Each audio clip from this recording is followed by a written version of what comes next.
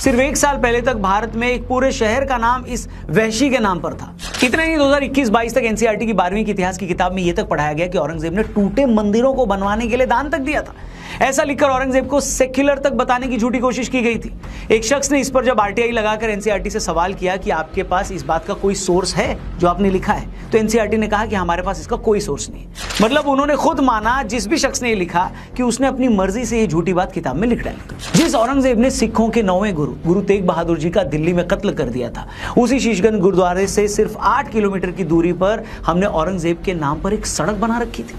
जिस महाराष्ट्र में औरंगजेब ने मराठों पर इतने जुल्म किए, छत्रपति संभाजी महाराज जैसे महान राजा की आंखें नोच ली, उनके जख्मों पर नमक छिड़क कर उन्हें टॉर्चर किया, लोहे के औजारों से उनके नाखून तक उखाड़ लिए, उसी महाराष्ट्र में पूरे के पूरे एक शहर का नाम औरंगजेब के नाम पर था। इससे बड़ा क्राइम और क्या हो सकता है? औरंगजेब ने अपने 50 साल से ज्यादा की हुकूमत में ऐसा कौन सा पाप था जो नहीं किया?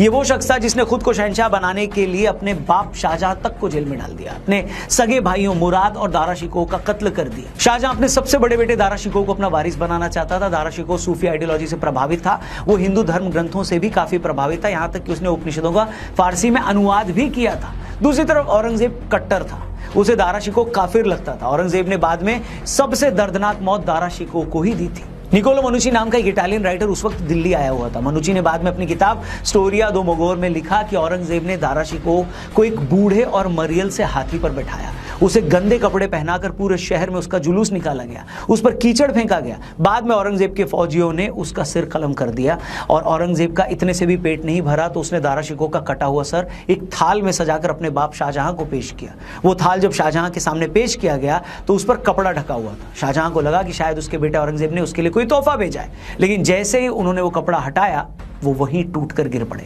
औरंगजेब की हैवानियत के ऐसे एक नहीं कई किस्से हैं। ये वही औरंगजेब था जिसने इस्लाम धर्म न मानने पर गुरु तेग बहादुर जी को दिल्ली के चांदनी चौक में 11 नवंबर 1675 को उनकी हत्या कर दी। उनके शिष्यों भाई मती दास, सतीदास और दयाल दास को भी मार डाला। हिंदुओं पर उसने जजिया कर लगाया ताकि मजबूर होकर वो मुसलमान बन जाए।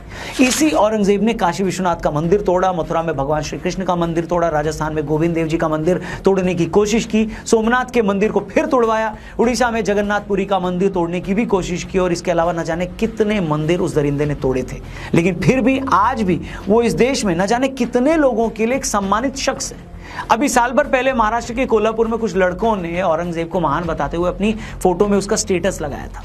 एक जुलूस में औरंगजेब की फोटो लहराई गई थी। उसके बाद वहां कई दिनों तक टेंशन थी। छावा फिल्म के बाद एक वीडियो वायरल हुआ जिसमें लोग थिएटर से रोते हुए बाहर आ रहे हैं। इस पर एक ऐसी ही जिहादी सोच वाले व्यक्ति ने ट्वीट करके लिखा कि 500 साल बाद आज भी औरंगजेब के नाम पर इन लोगों के आंसू निकल रहे हैं। पूरा ट्वीट इतना घिनौना था कि मैं उसे पढ़ भी नहीं सकता दोस्तों। और ये कोई ऐसे ही किया गया ट्वीट नहीं है, आपको इस सोच को समझना पड़ेगा। आप और हम इसलिए औरंगजेब से नफरत करते हैं क्योंकि वो कितना कट्टर था, कितना वैशी था, उसने गैर मुसलमानों पर कितने जुल्म किए।